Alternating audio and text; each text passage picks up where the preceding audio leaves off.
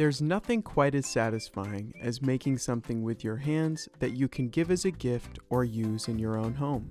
Maybe you'd like to give it a whirl yourself. Our Take a Turn at the Wheel class is the perfect opportunity for you to see what it's all about and actually make your own pots at the wheel. Let's take a closer look at what this fun experience is like.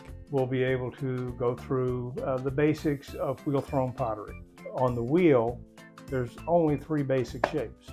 It's either a cylinder, a bowl, or a plate.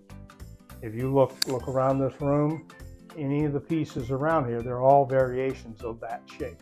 I generally teach cylinders and bowls. We'll demonstrate, and I'm going to ask you all to come up here and stand around the wheel and watch so you can see what my hands are doing. Then we'll go through it together, and then we'll turn you loose, and Kendall and I are going to go grab a drink. No. I generally find cylinders are a little bit easier to get the basic concepts of throwing as opposed to bowls. And that way, if you do a cylinder, you might have something to drink out of. With the ball of clay, these are all about a pound, pound and a quarter. You should be amazed at just how big of a piece you can throw with that much clay. Hold it like an eagle's talon. Keep your fingers on it. Just rock it around 2 or 3 times. Creates a little point. The reason I do this is this hits the bat first and spreads out. That way you don't get air underneath here. Because there's nothing worse than getting air underneath there, then you have a hole in the bottom of your pot. Okay? You can either throw it down or just set it down as close to the center and just push down on it. Okay? Then you want to seal this to the wheel. There's many ways to do that. You can do it easily, by hand, by just going around. Get the wheel going, put some water, push down, and then just kind of wrap my hands around it. Use more of this part of your hand than your fingers. Use this part of your hand more. So you start here, and then so you see you get rid of that seam, that little gap that was down there. That keeps water from getting underneath. Then you want to center it. When I center, okay, so I'm going to put a wall down, and I try to keep it as close to 6 o'clock as I can. This is my press. I put it right here, and then just push down. If the wall is here and I push this down into the wall doesn't move, so my hands are not moving. That means the clay is centered. So you want as little touch in the clay as possible. Centers the clay on the wheel, that's the center of the clay. So now I know when I open, that's where I want to open the clay up. Since we're going to do a cylinder, you want to push straight down and then pull right back to 6 o'clock. A right-handed potter is going to work at 2 basic clock positions, 6 o'clock and 3 o'clock. Very seldom do you work anywhere over here. I use my thumb right here on the spot, and I'm just going to push. Push down, open it up just a little bit. Notice I'm pulling right back to 6 o'clock. Now I want to check the depth of my bottom. So I take a needle tool, hold it like you're going to poke somebody. Okay? Turn it over, down, slide my finger down till I touch the clay. That's how thick my bottom is. Close this hole up that's in the bottom. Now when I close it up, I'm kind of going from 6 o'clock here and just sliding in and pushing. That closes up and compresses that clay. Now I can finish opening and just pull straight back. Okay. So this tool, you all have one of these. This is your corner. This is your bottom.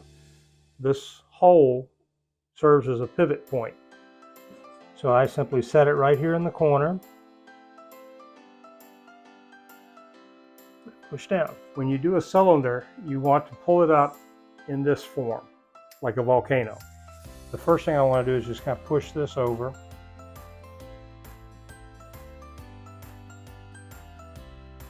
So I've got my start. I just kind of pinch here and control here. Grab a little bit of clay. You notice I'm moving towards the center. See that little divot down there at the bottom? Now watch that divot. That's clay being moved up. When I get up to the top, I don't just snatch my hands off. Come up, come up, come up, come up, come off. I'm pushing from the inside and controlling from the outside.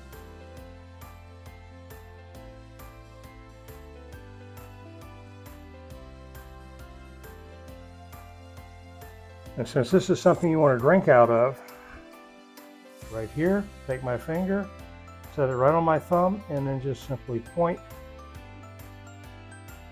to the bottom. You get rid of this excess clay down here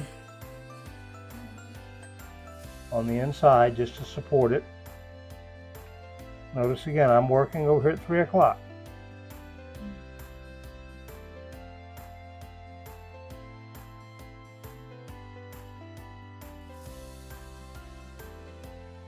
I'm going to just cut a little notch down the bottom. Gold post like this, wrap it around, and then put my thumb down. Simply here, I want to stay my thumbs in contact with the bat all the way through. That way you don't slice through the bottom of your pot. And I don't want to put my whole hand on there. I just a little bit and just tip it and set it over there. If you try to pick straight up, okay, you still got this as kind of a suction. If you try to pick straight up, you're trying to break that whole suction. Just a slight rock away from you or towards you breaks that. Another thing that's important too with learning to center is learning to use your body, not your arms. I always get in the habit of lock in here. Now instead of trying to do this, okay, all I have to do is lean, feel. It's not sight. So are you going down and across, making a flat bottom. A bowl, you want a nice curve. So I simply place my thumb here. Again, I support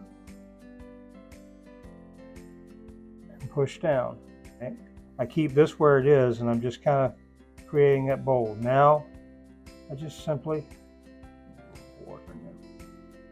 when you're throwing bowls, you focus on the inside. You can do everything on the inside while you're throwing. I want to check my depth. Okay. Now with a bowl, you want it a little thicker because you're going to trim a foot into it. Down. You want about a ½ an inch. Okay. I push into about where I think my foot's going to be. Now, this is where this claw comes in. Okay. I got my thumb down here, my finger on the inside. I just squeeze the clay a little bit. Grab some clay and bring it up. This is not your shape. When I throw a bowl, if you just start throwing out, it will start to lay down. I tend to work over on this side. So I get the outside wet, my hand here, and just simply using the sponge, push down and back to the center. Come back up here. So I push it out a little bit and then flow back to the center. I want to make sure that I have kept enough clay because as you expand this is going to get thinner. So you have to leave enough clay to do that. And this is where, use this. I'm just going to cut this clay away down here at the bottom. I don't worry about it being a little messy down there because it's going to get trimmed anyway. Wire it. Lift it up, slide this underneath. And the nice thing about it is when you put it down, when you pop it, it pops right back around. For small bowls, this is a surefire way. It beats any pot lifter you can find. You notice I did not touch this until I got to right there. It's a technique you have to develop, but for small bowls, that is the easiest, most assured way of getting a bowl off of a bat. Classes are held the second Saturday of the month from 6 to 9 p.m. at Little Creek Pottery in Ladysburg, Maryland. All of the supplies, firings, and equipment needed for the event are provided. Participants will be notified to pick up their finished pots from the Potter's Guild Gallery in downtown Frederick approximately 2 weeks after the date of the class. For more information and to sign up for a class, go to pottersguildoffrederick.com. This film was produced with a grant from the Frederick Arts Council. Our thanks to our instructors, Steve Yarnell and Kendall Hers, and our June 2023 students. Video production by Jack Rome.